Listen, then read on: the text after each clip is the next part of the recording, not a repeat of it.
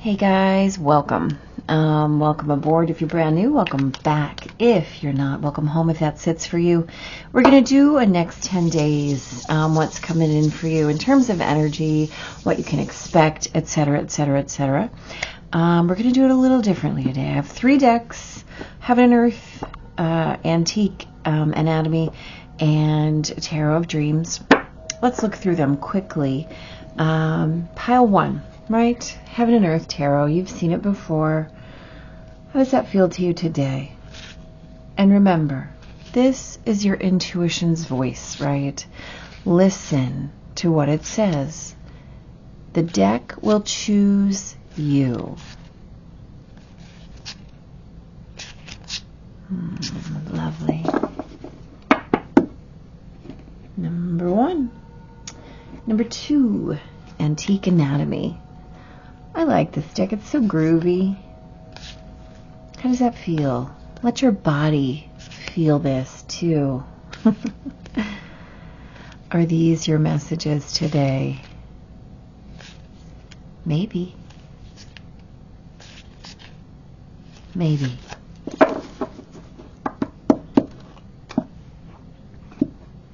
Number 3, Tarot of Dreams. How does that feel to you? Ciro Marchetti. I love his artwork. Right? It's beautiful. Are these your messages today? Maybe. All right. So you have 1, 2, and 3. I know some of you like to pick with stones, so let me put those in. Okay, so for deck 1, I have this beautiful K2 palm stone. Absolutely gorgeous. It feels great. All right. Deck number 2, I have this gorgeous chunk of Malachite.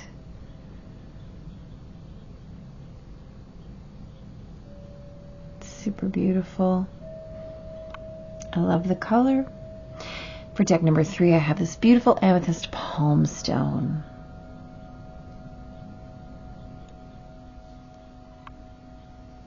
Yummy.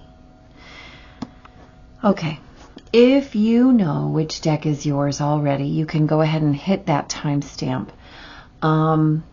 We will be gathering oracle cards, and if you'd like to stay for that, sometimes we get messages, we'll see.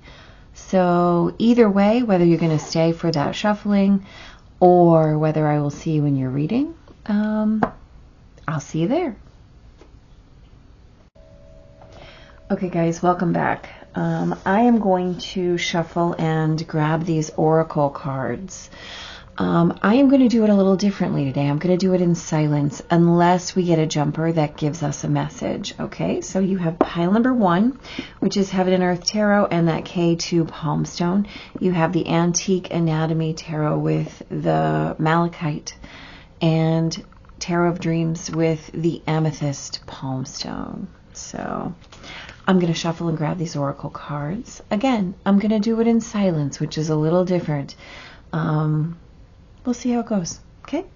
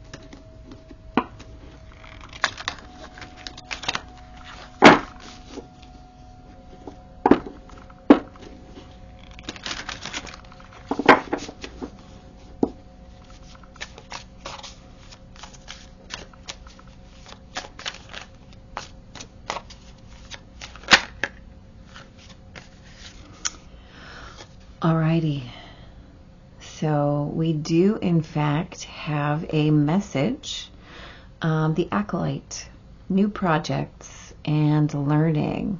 All right, so the Acolyte asks you to be in your learning phase, to really be present with the fact that you do not know all things, that there are mysteries and information and things that need to happen to and for you, right? This is about being in that beginner's mind. This is the way that we start things, right? This is about passion. This is about the reason that you do a thing, your why, right? So let's keep that in mind as we move through here.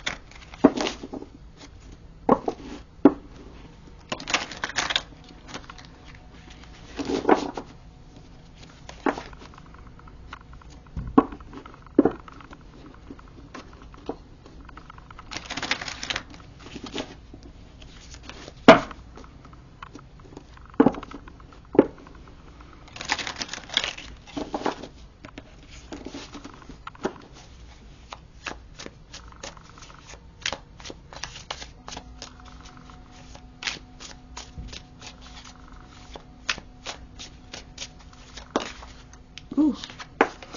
Another message. Venus in Virgo. Venus in Virgo is a beautiful energy, in my opinion. So this is about discrimination, but this is also, so Venus is that energy of home, right? So this is the way that home feels for you, tastes, smells, right? That primal energy of home. And in Virgo, this is about really witnessing the way that you choose it, right? The way that you create it, the way that you structure it, how grounded you are as your sense of home. So when we're talking about discrimination here, you know, Venus energy can sometimes, even though it's really elegant and feminine, there is a I want to use the word, so I'm gonna, hedonistic aspect to Venus energy sometimes. And by that, I simply mean about the pleasure, right? Virgo gives you the opportunity to choose that in terms of what is self-care, right? Virgo is always going to ask you how you're creating those habits and rituals that most often create your self-care, right? So discrimination. So we have discrimination, and we have this Acolyte card, really talking about being in a new mind. Perhaps what we're talking about is a new way of self-care, something that you've not experienced, or really undertaking a devotional, right? Because Venus in Virgo is about devotion to self and to self-care. Oh, I love that. That's beautiful. Self-devotion. Yeah.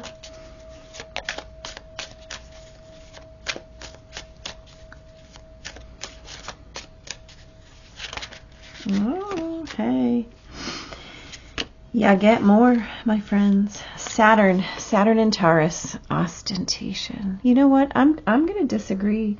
That is not ostentatious is not what I get from Saturn and Taurus. I understand that there's that sense of home, but that's really not what Taurus is about, especially in Saturn. And Saturn and Taurus is about really creating 100% shake-proof structure, foundation, right? This is about making sure that your business is managed, that you have the resource, and that everything that you do and say and create is based on your requirement. Taurus is really this other aspect of Venus, right? Venus rules Taurus, and Saturn is the way that we create our limitations, our structures. So how you create your world to be fully resourced for yourself. So self-devotion in the deepest form. You know what? I like it, guys. Yeah, I do.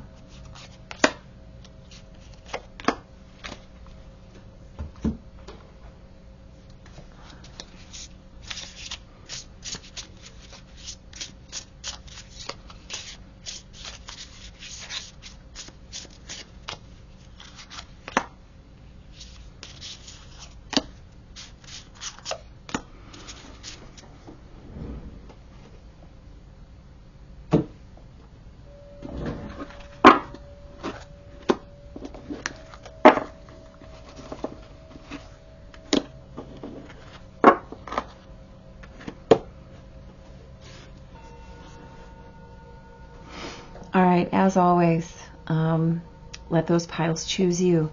You have pile 1, the Heaven and Earth Tarot, the K2 Poem Stone. You have pile 2, the Antique Alchemy Tarot with the Malachite. And you have pile 3, Tarot of Dreams with that Amethyst Palm Stone. Which one of these speaks to you? Or more than one, right? You don't have limitations here. You can listen to any. So you go ahead and sit with these for a minute, and I will see you in your reading.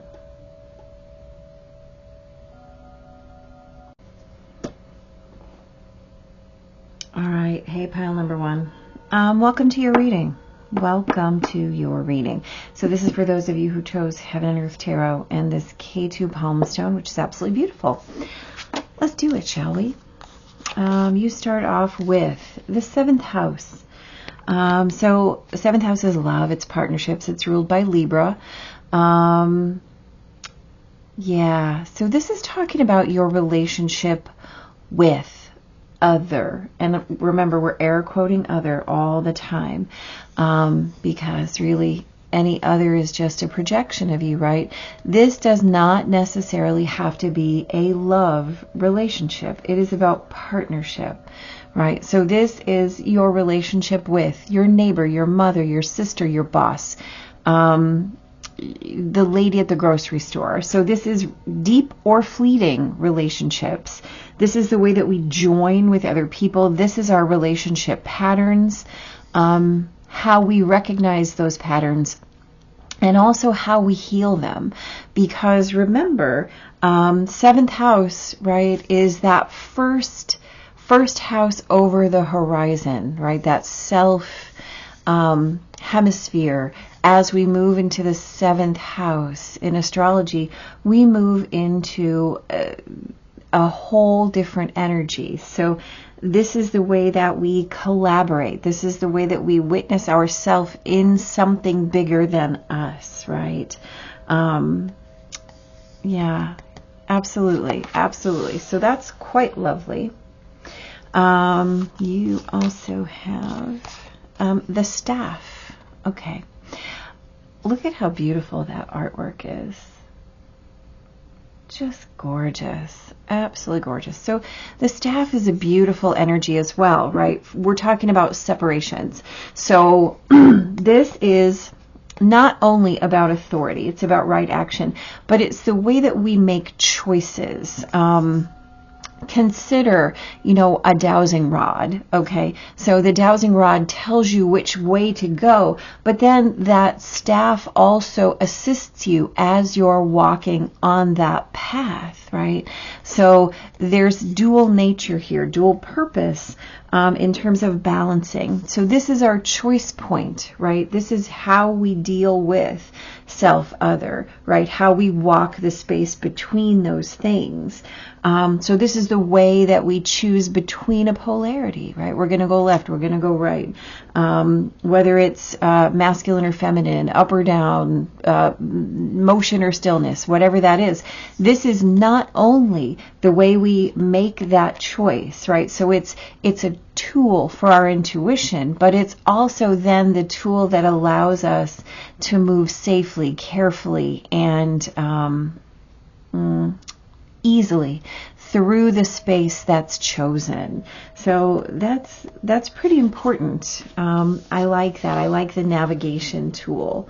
Yeah, very much. All right. Okay. The number 1 card in this deck, when the storm spirits play. So I love this. This is about surrender. This is about surrendering to that larger, more primal kind of energy. This is the way that we show up to new possibilities, right? And what this really asks us to do is to step back and observe, to observe what's happening, right?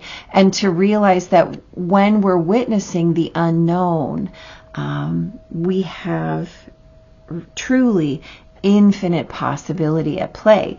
So how are we showing up? Well, I mean, you get to show up however you like, but you're being asked to choose, and choose wisely. Ooh. All right.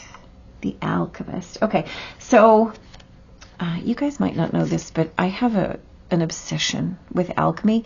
If I have one book on alchemy, I have 50, and I really am not kidding.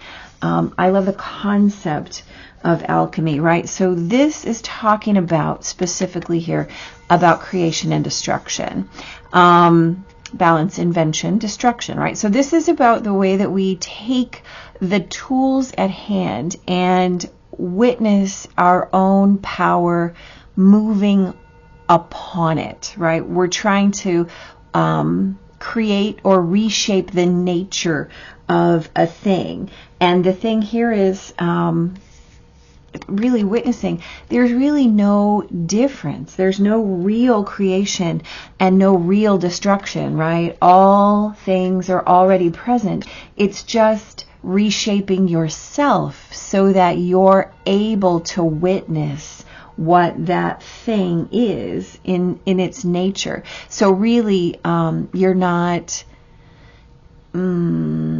it's never really the action of the thing upon the thing, right? We're not talking about alchemical processes. We're not talking about dissolution or transformation or like anything like that. What we're talking about is scrubbing your own layers away so that you are vibrationally able to witness the thing at that level. Does that make sense? So the alchemy is always the alchemy of self. You're looking for the gold, right, of yourself. Right? I love that. I love that. Yeah, I do very much. Oh, Saturn and Gemini, concentration. This is beautiful, guys. So this is talking about distractions. Saturn and Gemini is witnessing so much of the busyness in the background. It's about being overly committed to static, to the excess of information or experience that's available, as opposed to being present in what is, right? We weave the web, and then where are we in relation to it? Well, that's a great question. Gemini needs to always be reeled back, which is a hard thing. Because, you know, Gemini wants to be in that popcorny kind of brain energy, but sometimes the key here is concentration. Saturn requires that. So, interesting. Saturn in Gemini is a challenged energy. Oh, lovely. Lovely. Guys, this is cool. So you have the Bardo. The Bardo is... the space of intersection, right? It's the liminal, it's the boundary space, it's what is between. So this is about transition. This is about, I want to say, undoing the undone, right? So this is where you can speak what hasn't been spoken, where you can do what has been undone, right? So the bardo is that space between life and death. There's an energy here that really asks you to be in deep truth and forgiveness, right? Self-forgiveness, because it all comes back to self ultimately. So I love the way that this energy moves in a very definite pattern, right? Really talking about, you know what, let's do it that way. Yeah. Really talking about the way that we witness ourselves in pattern and how we are distracted and what is important and how we gather those messages. Not just for ourselves, right, but for the journey that we're on, for our soul. Yeah, so I'm going to start by saying pile number 1, and you know that makes sense with this K2. K2 is it's a higher realms kind of stone. This stone rules dreams and intuitive messaging. You know, the way that we connect with those higher realms, those otherworldly realms. And interestingly, at the time that I'm creating this video, Neptune is at 29 degrees, creating a lot of static for our personal planets. So whether or not that, if you're grabbing this in the middle of June in 2024, that might be a feeling you're having. If you're not, if you're grabbing it at some other point in time, because all of these energies and readings are 100% timeless, just know that you're being asked to really kind of witness something wider than yourself at this point in time. Yeah, always important, always important to have your antenna at full capacity, right? Okay, so you start with the 6 of Wands. Yeah, I see you. The 8 of Swords. Okay. Yeah. I love the story that this weaves already, by the way. Really talking about the polarities, right? Creating yourself as the choice point between all of those polarities. Really training yourself to ignore the distraction, because, you know, think about it this way. You are the go-between when it comes to self and other. Here's your middle point, right? That staff. Here's your point of surrender. Yes, I open to what is. I realize I'm changing myself. I understand that I have to ignore what's out there and focus on me. I am the liminal space, right? I am the liminal space. It's quite beautiful, honestly. Look at that. 2 3s. Okay, dude, you want to come out? You can. We're not going to argue with you.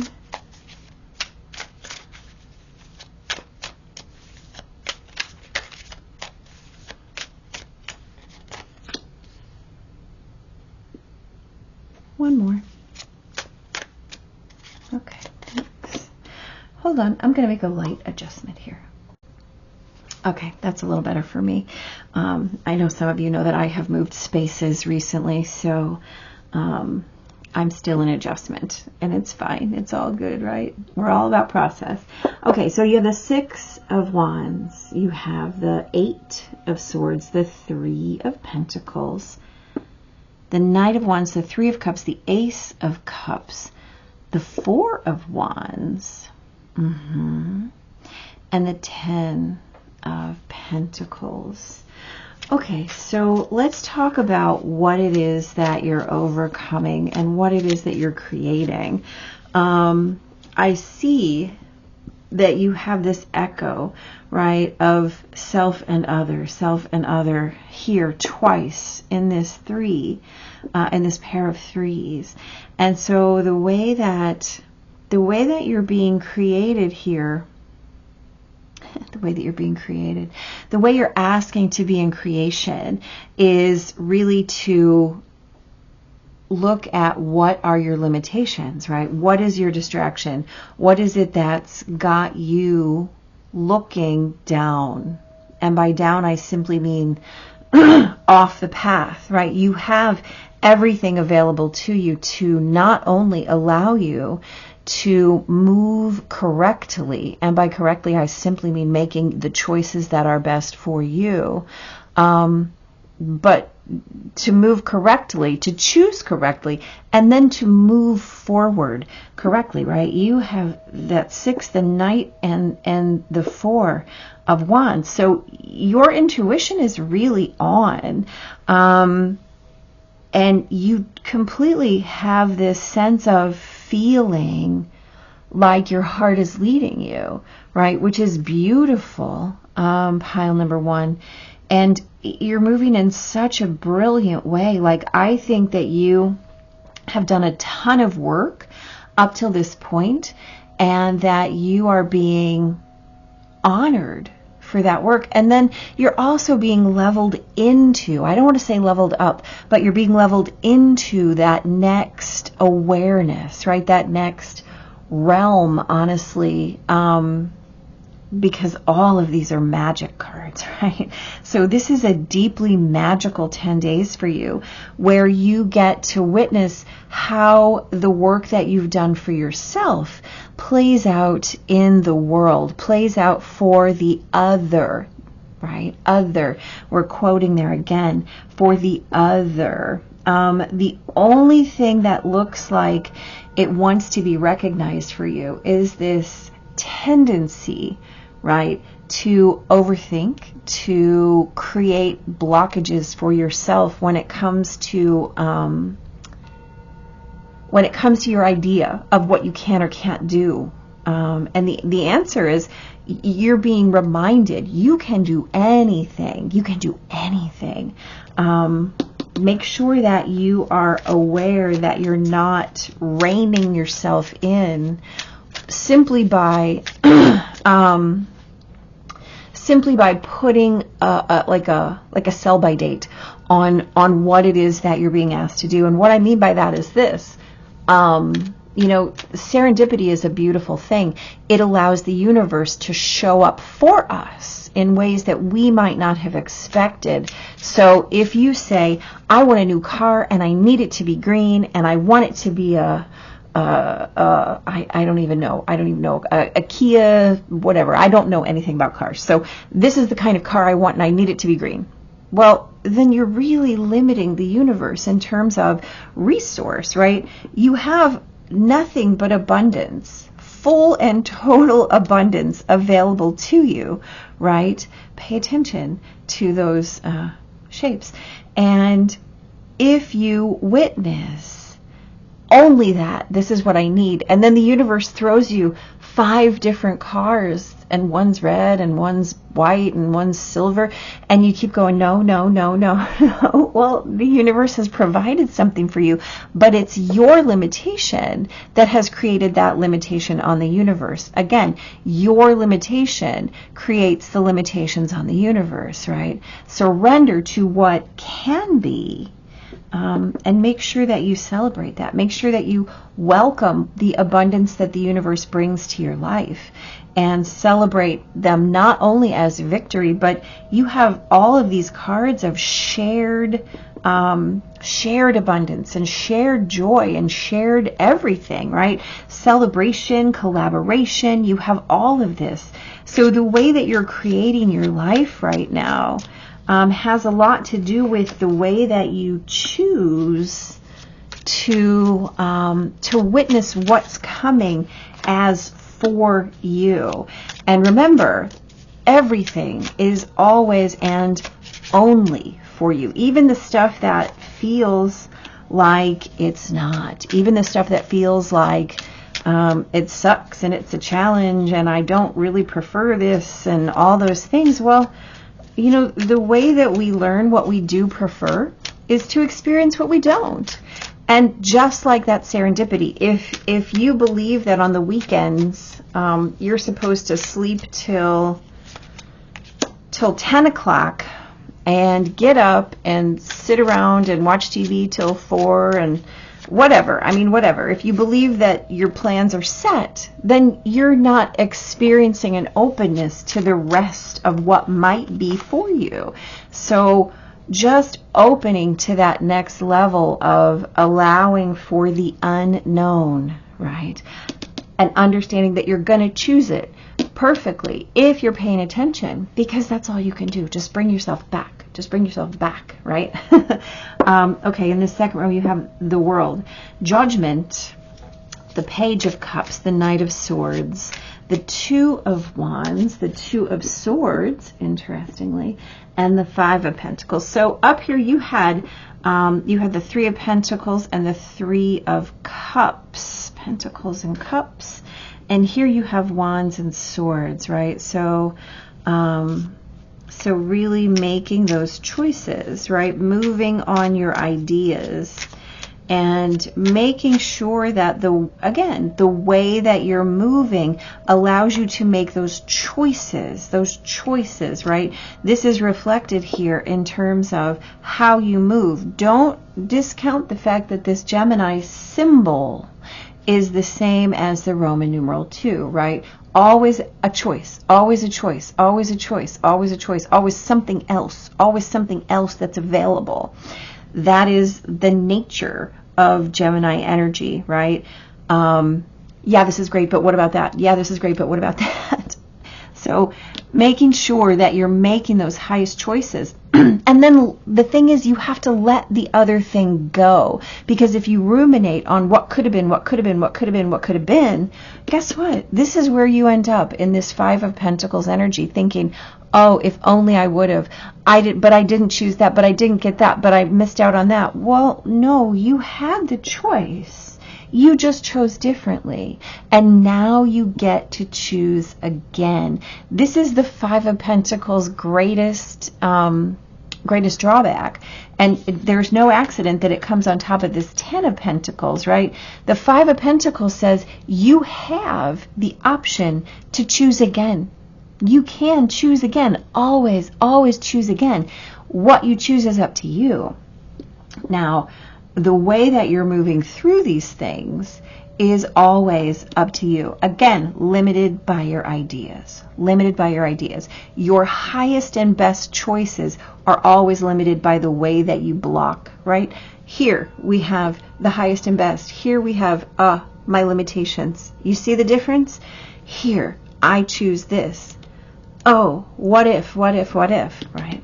So remember that you are choosing outside of your what ifs, right? We're choosing and then letting it go. We're choosing and creating a new beginning. We already know this. We're choosing and creating a new beginning every time. And we have to leave behind what we leave behind, because that energy that comes in that feeds our heart is always present.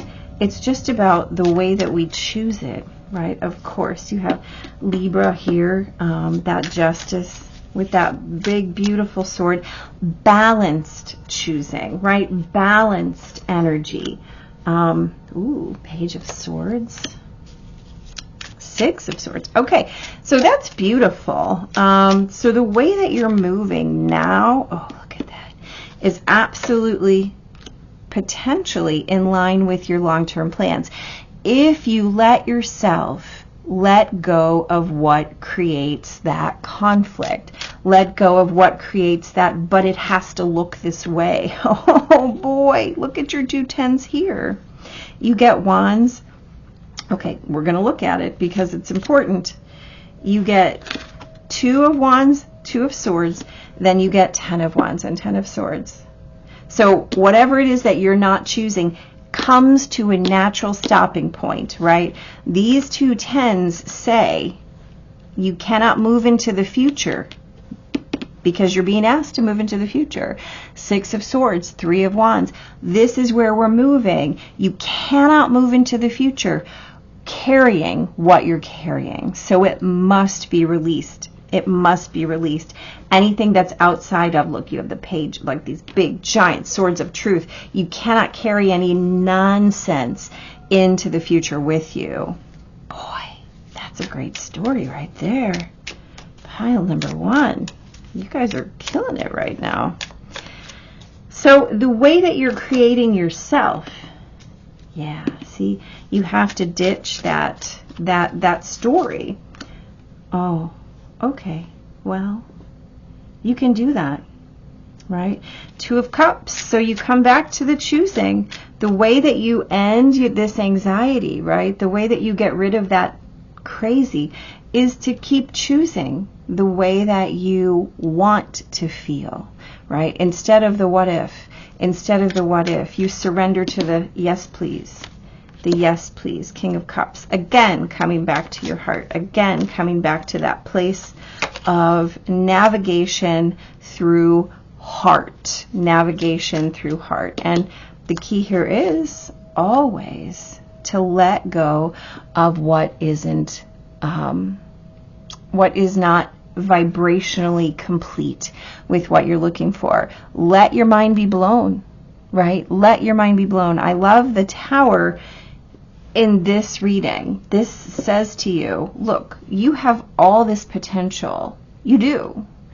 Stop second guessing what you have, because you already have these things. You already know which way you're going, right? You do. You already understand that all of the resources are there. They are. You've been told that over and over. So what are you creating? Well, you're creating yourself. You're creating your own experience. And there's absolutely nothing in your way that's not you. Look here. As it builds, you have the Page of Wands, the Queen of Wands, the Lovers, and the 9. Beautiful. The 9 of Wands. Okay, so we have that energy that says, okay, I have released what I don't need. Now I understand what it is that I do need. This energy comes in for me and I know how to make it bloom. The Lovers is the card of the highest choosings, right? So the other side of the Lovers is the Devil.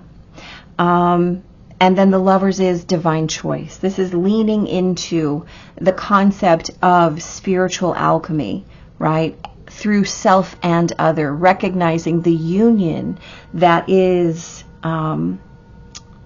any functional, open, trusting, intimate relationship. And again, this can be every relationship in your life, but it starts with your self relationship. And I will absolutely refer quickly to the message that we got as we were shuffling, which was firm, solid self-devotion, right? Self-devotion in that sense of brand new, in that sense of this is who and what I am, and I surrender to it in such a deep and beautiful way so that I can create what comes next, right? You have to give to the foundation of where you are before anything can come after. Every single time, by the way. Oh, let's do that again. I love this for you guys. Oh. 8 of Pentacles. Devotion, right? This is that devotion energy, mastery. This is forgiving yourself. This is surrendering to what the universe is delivering to you and your heart every single time. Here's the deal. The Queen of Cups is the only closed cup in the deck. She's fully protected. She is safe to experience every emotion. How do we do that? We do that self-work first, right? Within the bounds of yourself, you are always free and safe to experience every single emotion. That's where we do our work. That's where the universe blesses us and gifts us with that cosmic awareness, with that cosmic protection, and allows you to be renewed, right? The star comes after the tower. This is how we rebuild our foundations of self, of all of those awarenesses that might feel scary on any given day, but as we do that self-work, feel less so and less so. Right? You have uncharted depths. Use them, right? Use them. So you have the moon and the 7 of Cups, right? This is, you don't even know how good it can get, right? You don't even know. You have options that you haven't even thought of yet. As long as you're staying open with the universe will display them for you. You don't even have to go chasing, right? There's nothing that has to be chased in this lifetime. You only have to witness what the universe wants you to witness. And then, oh, beautiful, the 6 of Pentacles as your guidance. So the 6 of Pentacles as your guidance reminds you to just be in reception and giving, right? You are the polarity. You are the balance point. You are the one who is surrendering to that which is more than you. You are creating yourself, right? You are the liminal space. Of course you are. It can be no other way. So if you are able to maintain your awareness in that energy, pile number 1, remembering you are the point of choice. Everything else is just an expression. You are the action potential. Everything else is just possibility. Don't get distracted by that. Just make your choice, experience it, and go from there. See what happens next, knowing that you always have the power, right, to choose again. And you don't even know what you don't know yet. Be in that. Be in that. Be appreciative of that. Well, pile number 1, I think that's quite an adventure for you for the next 10 days. Hit like, hit subscribe, come back and let me know how this goes for you, because I am interested. Until then, take care, be super blessed. If you keep going with me, that's brilliant. If not, please, just be blessed. Thanks for being here. Take care. Hey, pile number 2. Welcome. So you guys chose this beautiful Malachite. Might stay there, might have to move, we'll see. And the Ancient Anatomy Tarot. Let's get into your messages, shall we?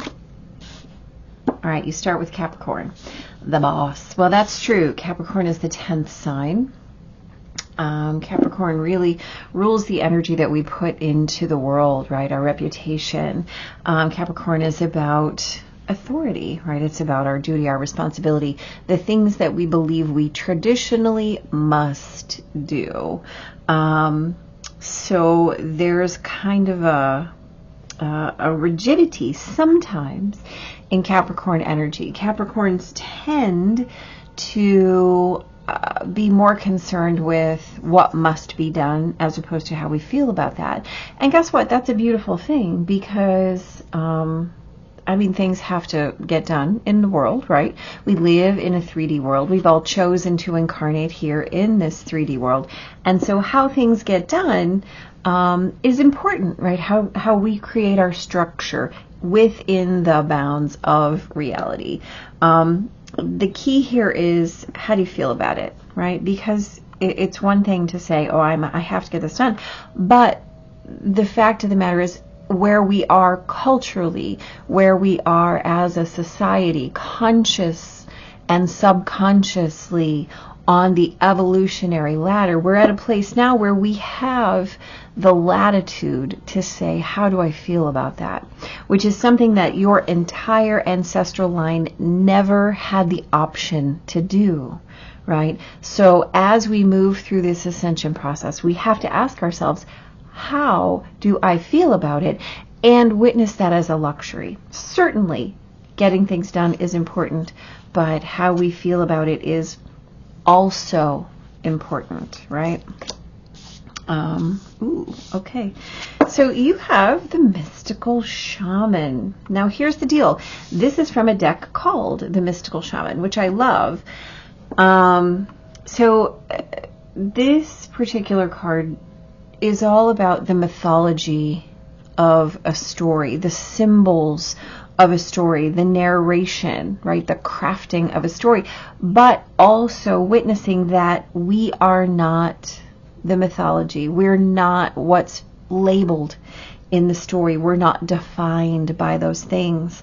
That it's about your perception. It's about your interaction. It's about the way that you are observing that story, how you are unattached from the story that's told, right? So this is also a reminder to mind your intentions, right? That concept of be sure what you're asking for, right? That is embedded in this card as well. Certainly really witnessing that your intentions are in creation of your reality. So if you're holding a certain space for that intention, and you have that thing showing up, and it might not be aligned with you, right? Traditionally, perhaps it's brilliant. It got you and your ancestors to this point on your timeline, but now it's time to diverge, right? Every fractal is only a fractal until we create a new pattern, and then it becomes something else. So again, we're talking about responsibility. We're talking about duty. This trajectory, this arc of progress, not necessarily being committed to the arc itself, but to the evolution, and witnessing everything as fuel for that, right, along the way. Okay, for the wind that blows our sails. So this is about that forward motion. It's about your expansion. The thing is, in this card, what's being mentioned is how. So that's really nice. I like it. Now that I process it in my brain, the arc of progress was not luck, right? We say, oh, you're the result of generations and generations and generations and generations of love. Absolutely, you are. The key here is to witness that none of that was luck. Right? It was very purposed. It was the result. You are the result of choice after choice after choice after choice after choice.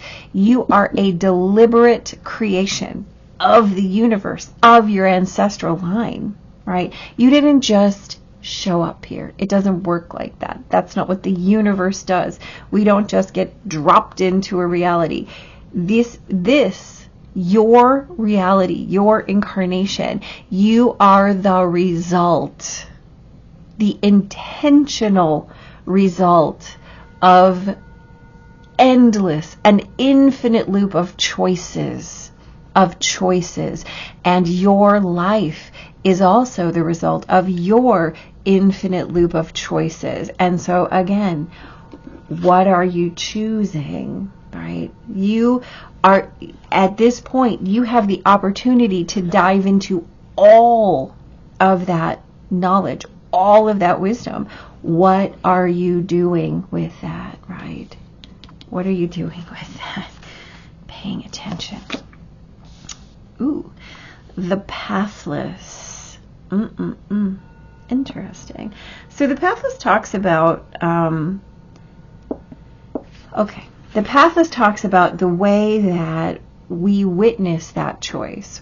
Was that choice the right choice? Air quoting, the right choice, the wrong choice? Well, there's no such thing. There's only the choice that you make. Like shoulda, coulda, woulda. There's no such thing as shoulda. There's no such thing as coulda. There's no such thing as woulda. There's only what you did. There's no such thing as I don't have was that the right or wrong choice? It doesn't matter. It was the choice that you made, right? And so when we talk about that, we're talking about, do you trust, right? Difficult decisions and lack of direction. Do you trust your path? Do you trust your process? Where are you gathering your information when it comes to the wind that blows your sails? Are you allowing yourself to be in the flow that is offered to you? Or are you still in coulda, shoulda, woulda? Coulda, shoulda, woulda. Coulda, shoulda, woulda. Well, guess what? It makes a difference in terms of where you end up. So minding that, pathless, right? This is prescribed. Remember, we're talking about prescribed trajectory here. Capricorn, this is what I have to do. This is what I must do, regardless of how it feels. But then this comes in with this, are you sure? Are you sure? Because if it doesn't feel aligned with your story, then what are you even doing, right? Mercury in Aries. Restlessness. So Mercury in Aries is about a lot of talking, a lot of sharing, a lot of information, a lot of energy in terms of communication, in terms of what is being shared or offered. The thing is, there is a strong need to express, right? Absolutely. But if we're not minding the content, again, this is where we're going, this is where we're going, this is where we're going. We have choices, but if we're not minding the content, then what happens is that we could speak, we can express not in the way that we want, not in the way that we intend. We can say what we don't mean if we're not being present in our communication. Again, it's about deliberate creation. And so sometimes Mercury in Aries, or in Aries, gives a very wrong impression, gives an inaccurate or unclear picture of what is being created. And so if we're not constantly seeking clarity, then sometimes what happens is that we get a crazy bleed through, and we do end up with difficulty, or we do end up with argument or miscommunication or lack of direction. Absolutely, it happens. Oh, look at that. And then the eternal child. Okay, so this is interesting here. So the eternal child is brilliant energy. It's quite beautiful. It also really, see, I like how this whole arc here tells a story, right? The eternal child asks you, are you in joy, right? And I love the way that it brackets with Capricorn over here. Are you in joy? Are you content? Are you witnessing your limitations, right? Because this eternal child energy absolutely struggles with limitations. This eternal child energy will always butt up against the limit, with what is expected, with the rule, with the authority, with the boundary, with the limitation, right? This child wants to be always in flow. Now, here's the thing. Sometimes this energy creates real problems in the physical because the spirit is not fused solidly with what has to accomplish, right? Because here's the deal. Again, we are here. We all chose this incarnation. We chose to be here in this world, at this time, on this planet, on this plane, in this dimension, in these bodies. We chose it. right? We chose it. Well, sometimes we get a little restless. Sometimes we look back and go, oh, maybe I did. Am I sure I want this? Like, and we get a little, let's call it, we get dissatisfied with what it is that we're doing, because we identify with the story. We identify with this physical reality so strongly that we forget our nature is divine, right? This is our nature, yes, but this is our reality. This is what we chose. Our vessel, our spirit is the eternal child. You can be here in this physical reality and be in joy every moment if you choose. You can also be here in this physical reality and be so caught up in the fact that there is dichotomy, right, between spirit and 3D. If you choose to witness it in that way, right, that you end up like Icarus or Peter Pan, or you end up with spiritual burnout because you're seeking, constantly seeking a way to fill a space that's not empty, right? And if you're constantly seeking this state of absolute freedom, you can do that. You can get there, sure.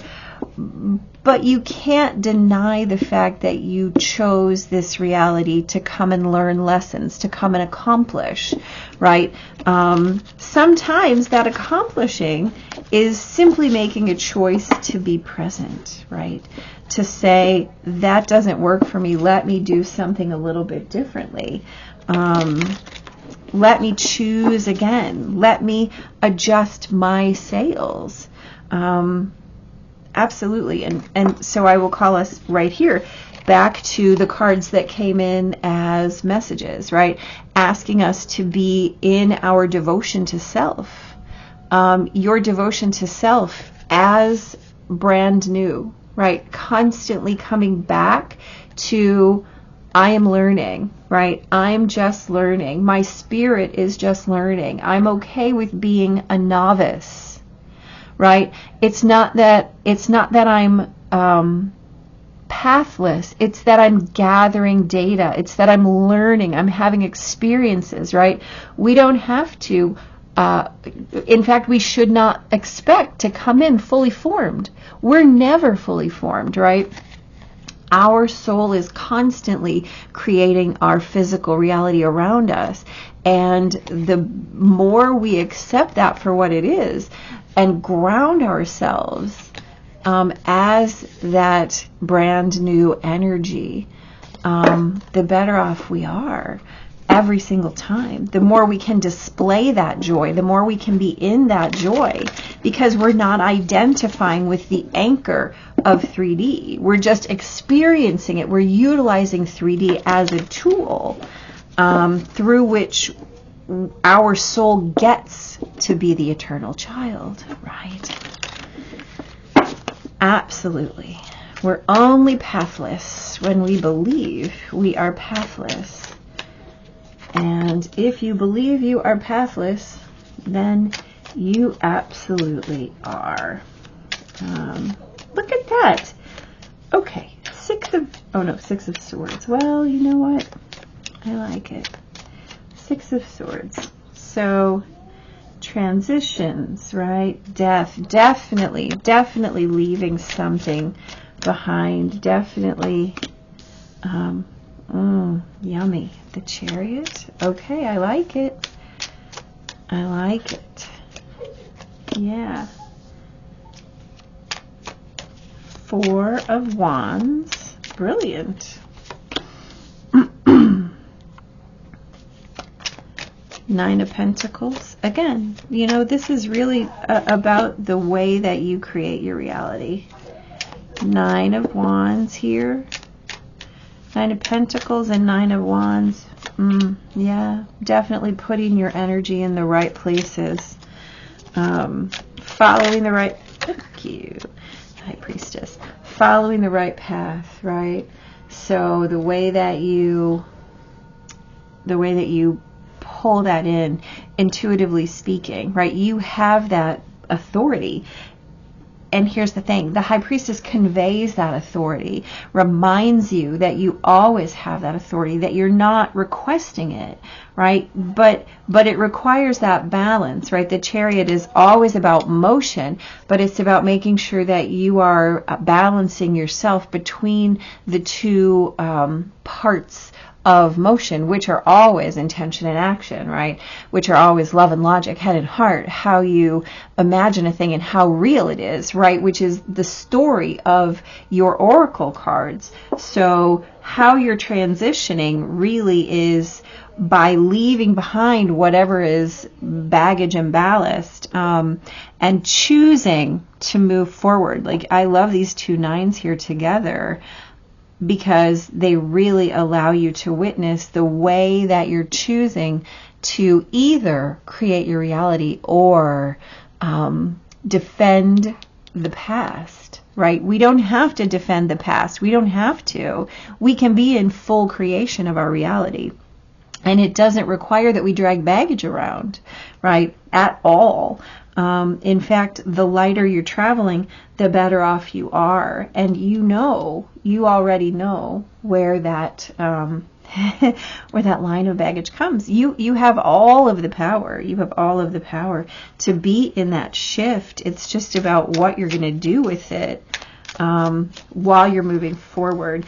And I think the thing is, as you move forward, you're going to discover more and more what it is that you've been carrying that has been weighing you down. And as you make that discovery and put that in a new light, you're going to be able to gently and easily, right, release the things that have been showing up as limitations, as baggage, as the thing that keeps you from being in your full expression. All right, Ace of Wands, 8. Look, the 8 of Swords, again, pile number 1 had that, I believe, in this exact place. Yeah, absolutely. 7 of Cups, the Hierophant, the 10 of Pentacles, the Wheel of Fortune, and the 8 of Cups. So again, we're talking about moving away from things and understanding that what it is that you're moving away from is a completion, right? You're not leaving things hanging. No. We can't leave things hanging. We have to complete what it is that we're being asked to complete. Otherwise, we're just creating a loop in what's coming. And then we do get annoyed with our 3D experience because it comes back, right? This eternal child starts and starts and starts and starts and starts. Nothing is completed. So we have, 4 open cases, as the case may be. And, this energy says, wait, now you've started this, you have to complete this. So the way that we're choosing might make us a little antsy because we've left some things undone. So going back and filling those spaces with I don't want to say with the right thing, but coming around, coming full circle is being asked of you. That's how we get to those next options. That's how we move forward, right? That's how we decide that it's okay, that it's time to move forward by what is buttoned up. We're going to move forward, and we won't be restless because we have completed our lesson. We have completed our learning. And really, that's all the Hierophant and Capricorn is asking of us, that we complete what we start. Now, that's hard sometimes. When you conjure a whole bunch of stuff, then you have to either manage it or banish it. And, this energy doesn't necessarily love dealing with it. But I think that over the next 10 days, pile number 2, You are going to be gifted with some real options. And here's the deal. I'm going to say it because I feel it. I think that they're going to come in as what might present as a challenge, right?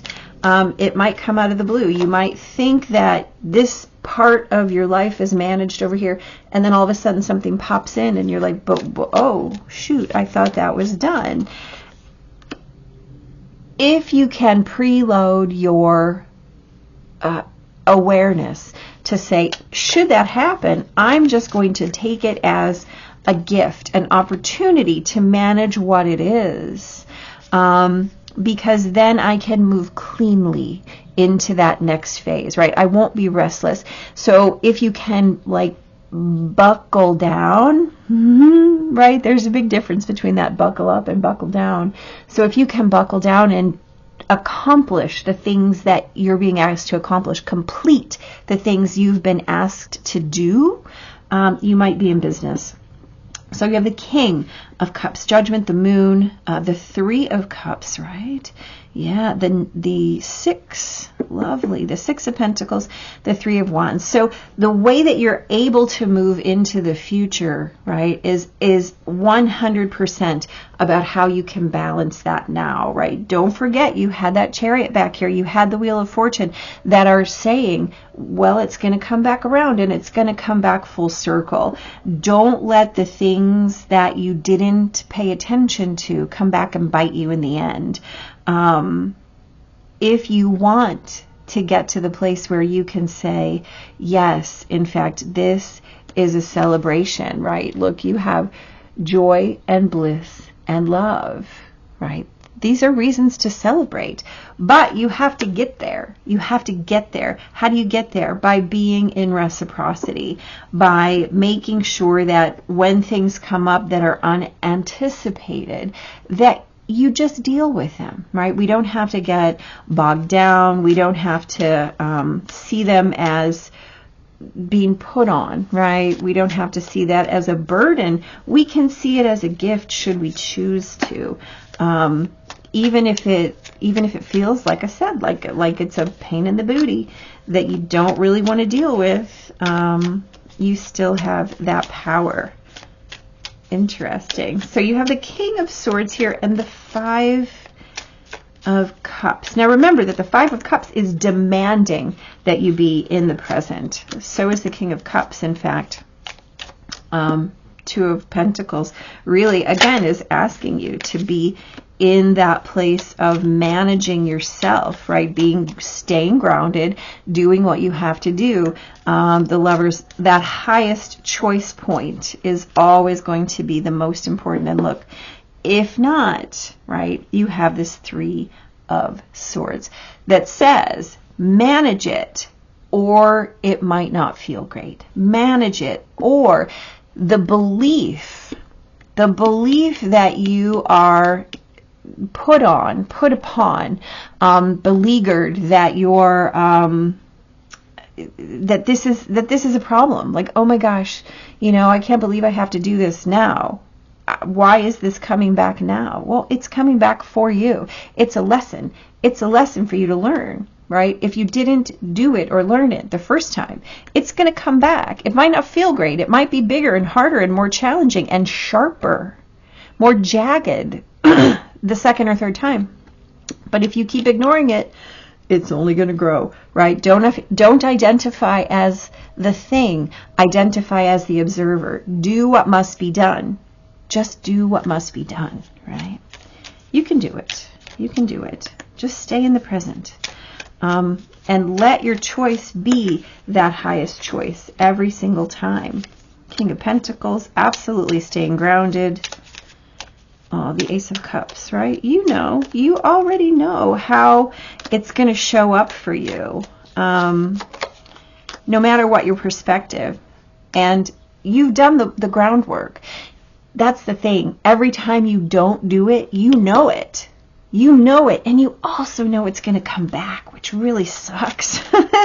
Because when you know it's going to come back, then you already then you're really not having the joy in the moment that you think you're having, right? That's part of the problem, is that when you've created a situation and you know there's a tentacle over there that's not been managed, you're really not experiencing joy in the fullness, or joy in its fullness in the present, because you know that this thing's undone. You know it, right?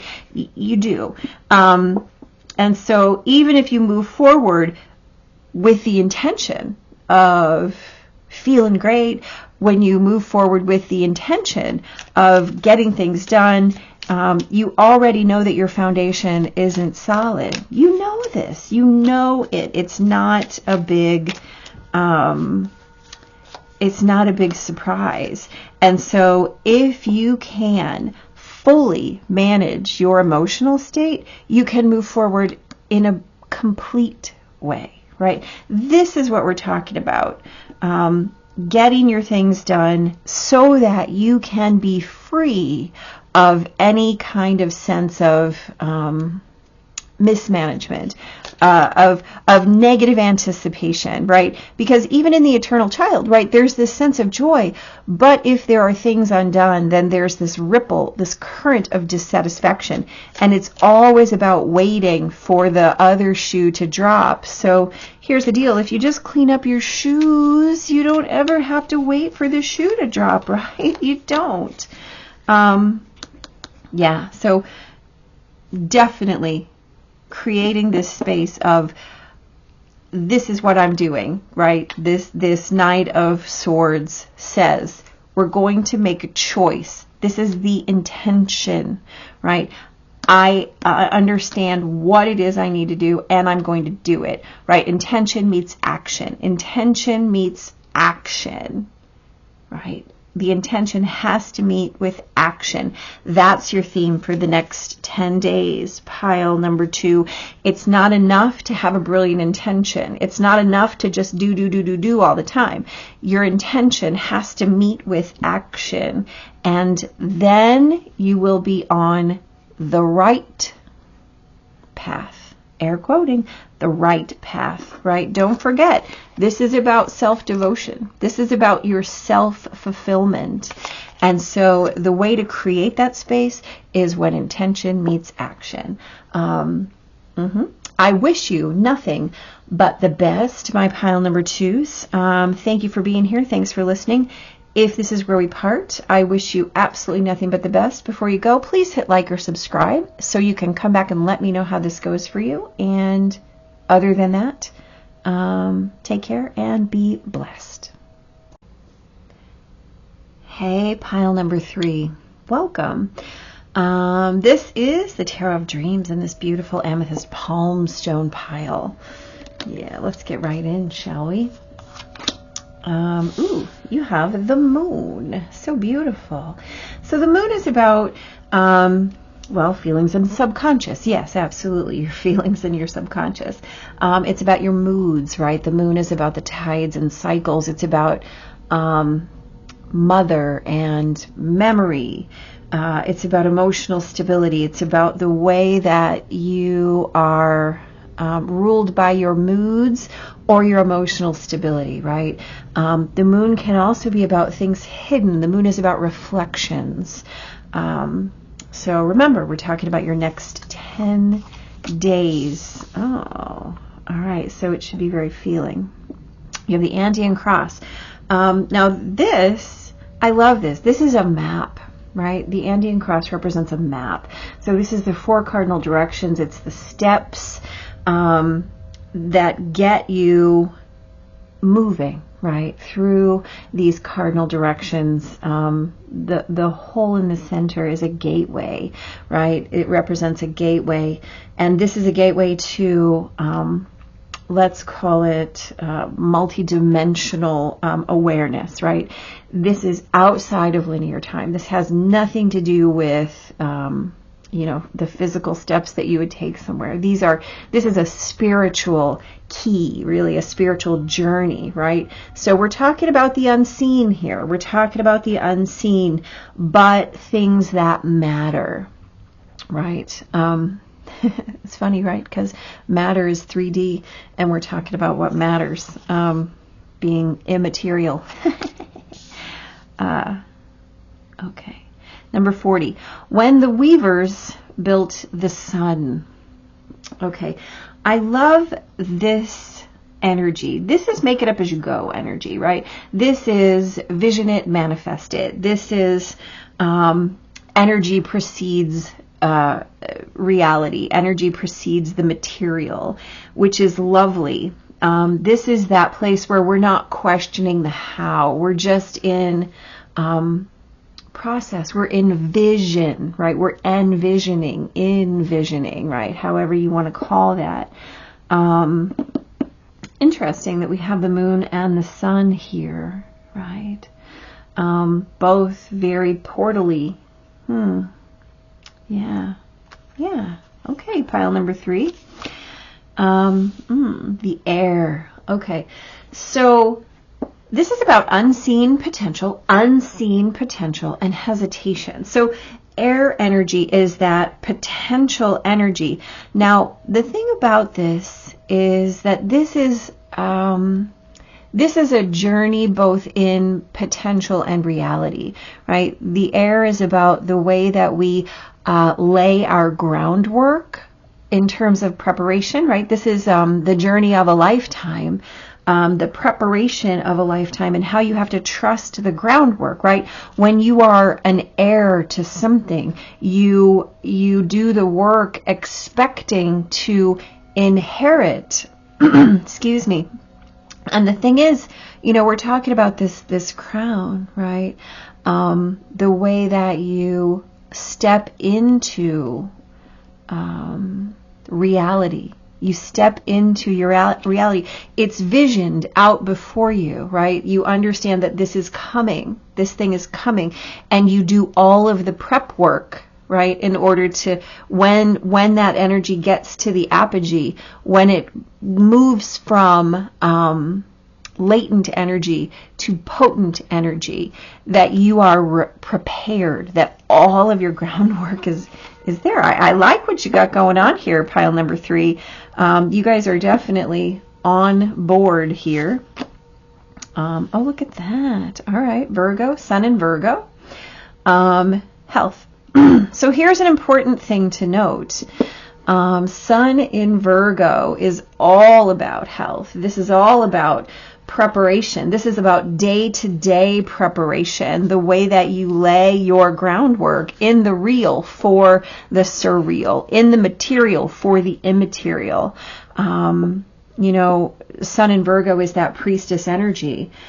This is the way that we structure our routines, the way that we lay our foundations, the way that we do the preparation, right? How we create a regime, a structure, a framework, a scaffolding in which we exist, that when the moment presents, we're already ready, right? So, I like it. I also want to say, if you were not here for the messaging, we did have 3 cards that jumped out, and they were Venus in Virgo, Saturn in Taurus, and then the Acolyte, right? So this, we talked through it and got to, this is about self-devotion. This is about structuring new ways of caring for yourself, which goes right with the messaging that you are getting, pile number 3, very, very specifically, right? So this is about being in readiness, about being devoted, in fact, to your readiness, and really witnessing yourself in the service of preparation for and to yourself. Okay. Also, you get the orphan. Now, this energy is interesting here. This is about wounded, abandoned, lost. This is about places where we're out of alignment, where we feel a distance, a separation. I think a sentence that I really love, I mean, this deck is so wonderful, but she describes it as the haunted caverns of your soul, which I think is so so apropos for the places where we're in disconnection, right? This is that place where rejection creates obsession, right? And so the ways that we're not in alignment, the ways that we're not creating this strong foundation, we could potentially find places where we are obsessed. The counter to that, the balance to that, is to witness yourself as your own resource, in which case you can never be orphaned, right? You can only be inherently waiting for whatever it is. And in fact, guess what? You don't even have to wait. You're just there. You're just always in preparation. And then the ways that you choose to feel outside of, excuse me, the ways that you choose to feel haunted, you can only be haunted by the places where you're in hesitation. So if you don't witness your experience as being punctuated by hesitations, but instead contemplate the difference between a hesitation and a readying, right? Between a hesitation and a preparation, well, there's a big difference there. So if you're constantly in this mode of devotion to your preparation, then there's never going to be a moment where you feel orphaned. So take those moments where you have, in fact, felt orphaned and put them into action as the remedy, as the medicine, as the step, right? Through that portal into the gateway of a different experience. Just a thought, just a thought, just a thought, pile number 3. So perhaps, well, you know what?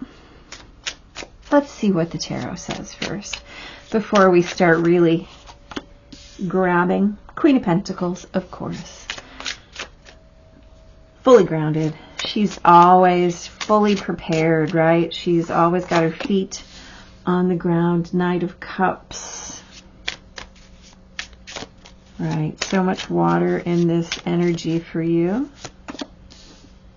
3 of Swords, there it is. I mean, we know this, right? We know that we are always our own worst enemy. Queen of Wands. And most often it's not what we do, but what we don't do that creates the most structural problem for us. You know, I mean, certainly both can be true given the circumstance. Ooh, look at that. All right. All right.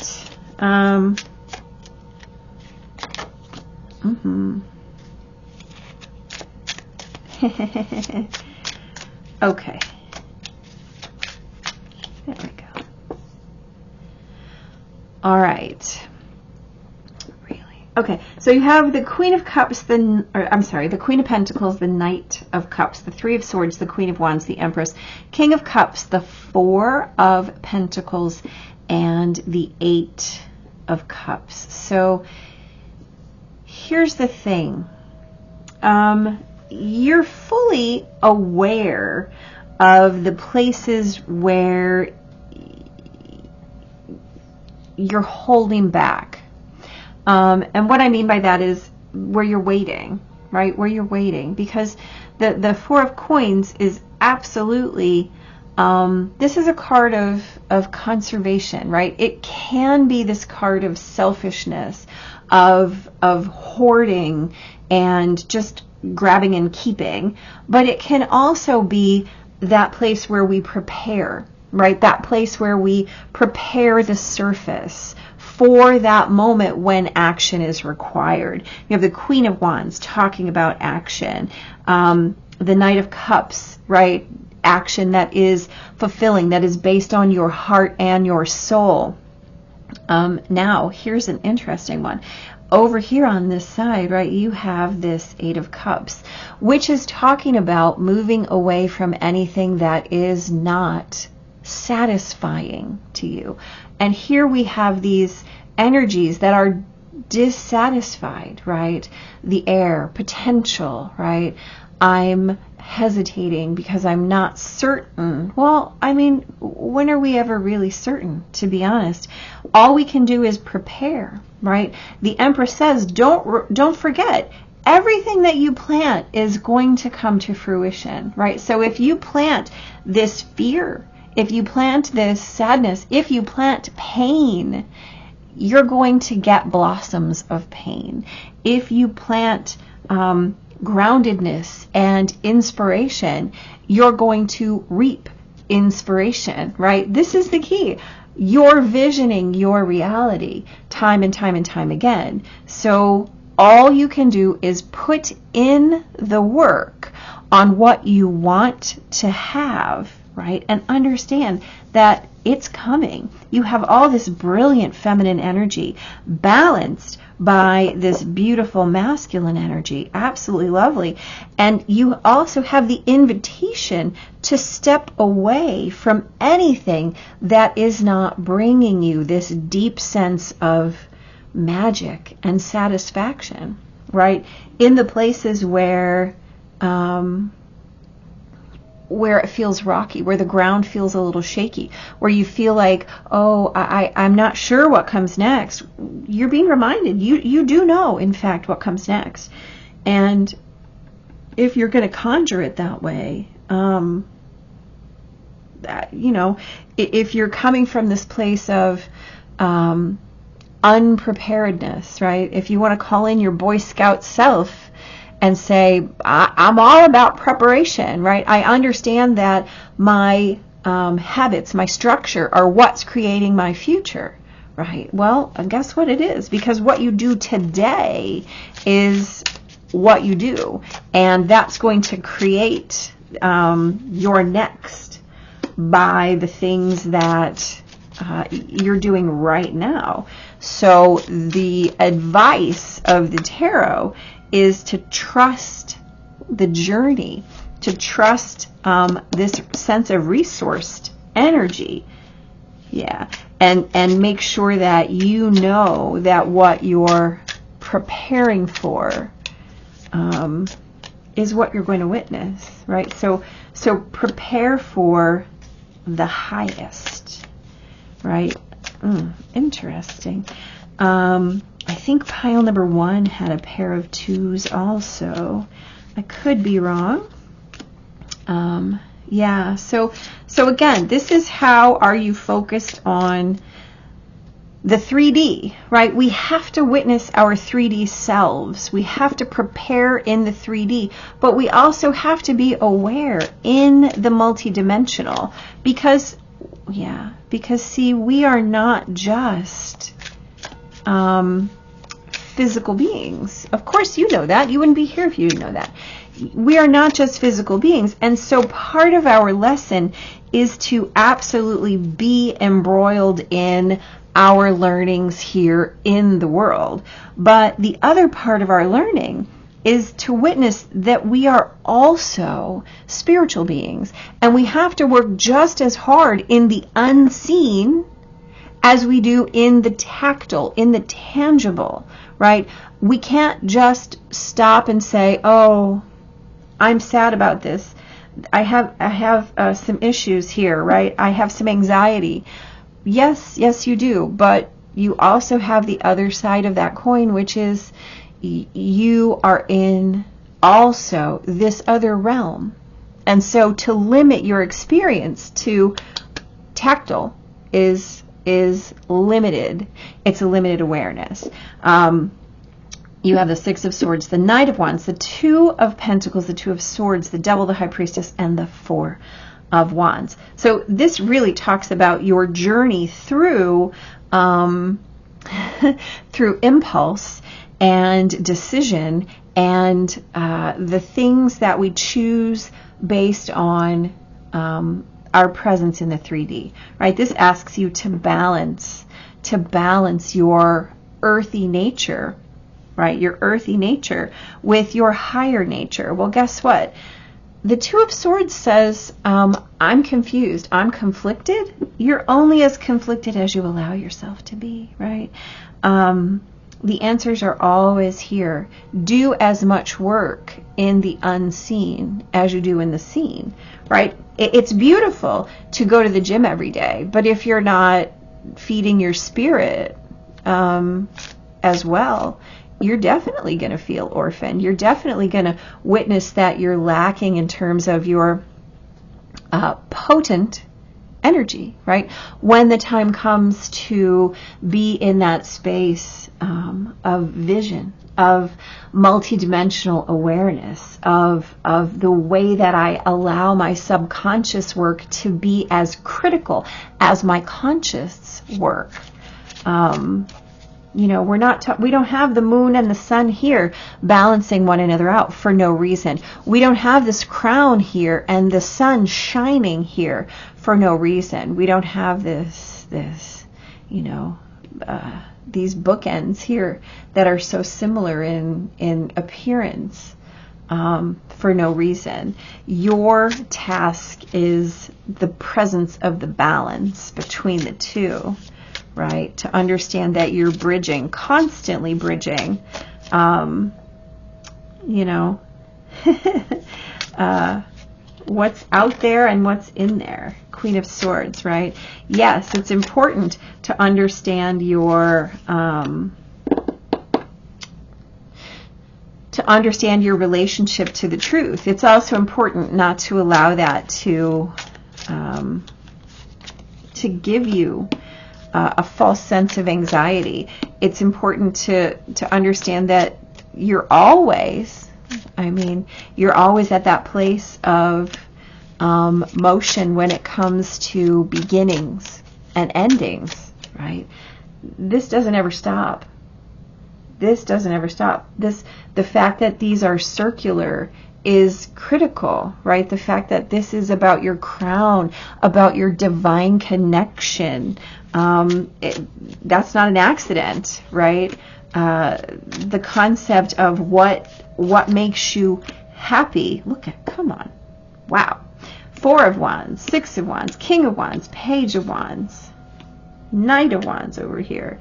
I think you had the Queen down on the bottom. So what is inspiring you? Pay attention to that. What makes you go, yes, I want to do that. I need more of that. I need more of that in my life, right? Those aren't, I mean, think about it. There's a difference in the statement, I need more connection in my life, and I need more money in my life. Money is a means, connection is a real thing. You know, just consider what is real, what is not, what is material, and what is immaterial. This is, I think, your major quest here. 2 of Cups, the way that you're connected, right? We just talked about that. Yeah, and how patient you are, how willing you are to allow that to bloom, to come to fruition, right? Yeah, the way that you create your own anxiety. You get a brand new idea within this 10 days. It might come in from another person, right? But it's going to germinate some idea, some spark within you.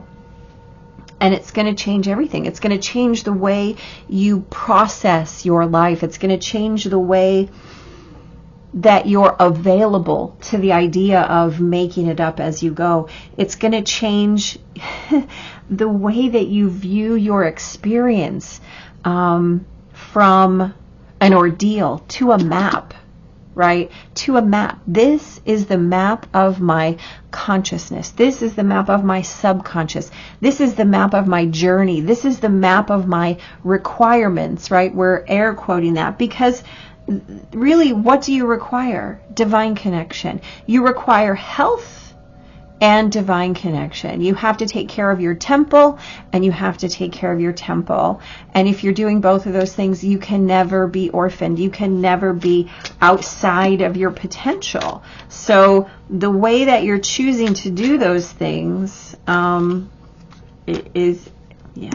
is exactly the way that you're going to not just gain, but regain and claim all levels of these awarenesses, right? Anything else puts you in conflict. Anything else creates something outside of your idea. And your goal at this point is to shift your perspective. And that's what's being offered this week. A major shift in perspective about, wow, all of these swords showing up to be released. I love it. Do you see how you have the Sun and the Hanged Man here, offering balance and offering, let's say, a shift in your understanding of the ideas that you may have carried. And I mean, look, even your Hanged Man, look at him. Can you see the what he has here on his back? He's got the sun, right? There we go. He's got the sun and the moon in this card, both, right?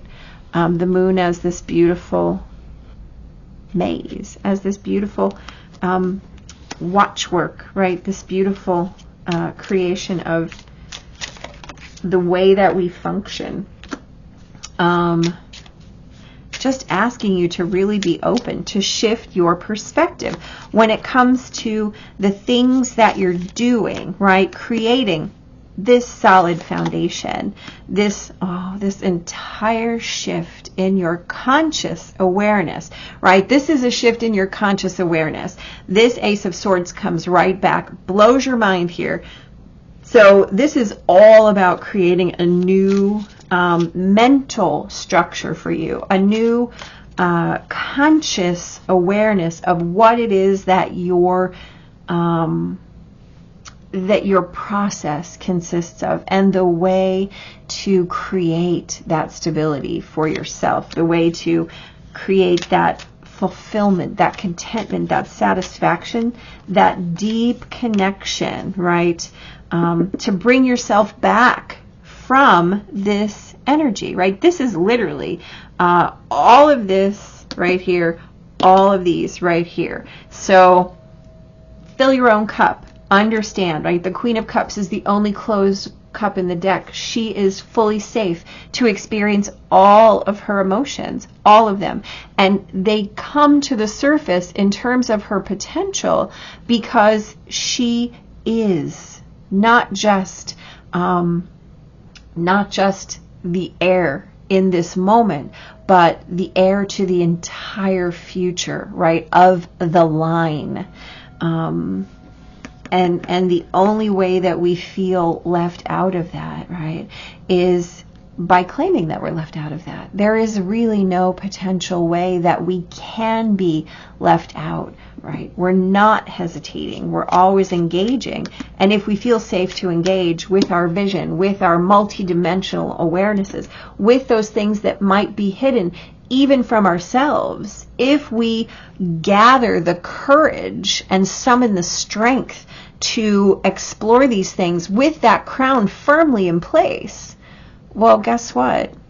We can't be left out. We can't be left out, right? Here's the thing. It's already your crown. All you're doing is claiming your worth to it, right? Three of Cups, celebration. So this is about full on celebration here. The Three of Cups is about shared joy. It's the way that you experience life as completely full, as overflowing, as just a joy and celebration to be around, with full resource, right? Full resource. There's nothing that's lacking. I've done the work, right? I've done the work. Here's my 2. Now I'm at the 3, right? I have shared, and I've shared now more widely. And the way that we do that, think about it, right? Here's your cup. If you look at the top of it, what is it? it's that circle that comes back. It's the gateway, right? This is your advice here. Your guidance is this Three of Cups. Be in celebration. Be in celebration, not in this state of what am I lacking? What am I missing? What don't I have? There's nothing that you don't have. And if you believe you do have it right now, right here in this place, is the place to start creating your potential. Only you can do it, right? It's the same as no one can do your sit-ups for you. Again, 3D and your highest awareness are the same. They're the same thing. You prepare in both for the other. There's no difference. So, yeah. So in the next 10 days, pile number 3, your mission, your job, is to really get right with your own polarity of internal, external, of conscious and subconscious, of this whole concept of reality, of vision and reality, of latent and potent, of all of those things, right? I love this. I think this is going to be quite a journey. What I would love for you to do is hit like or subscribe so that you can come back and let me know how this goes. I 100% want to know, and I absolutely appreciate you being here. I wish you nothing but the best, and thanks for being here. Take care. Be super blessed.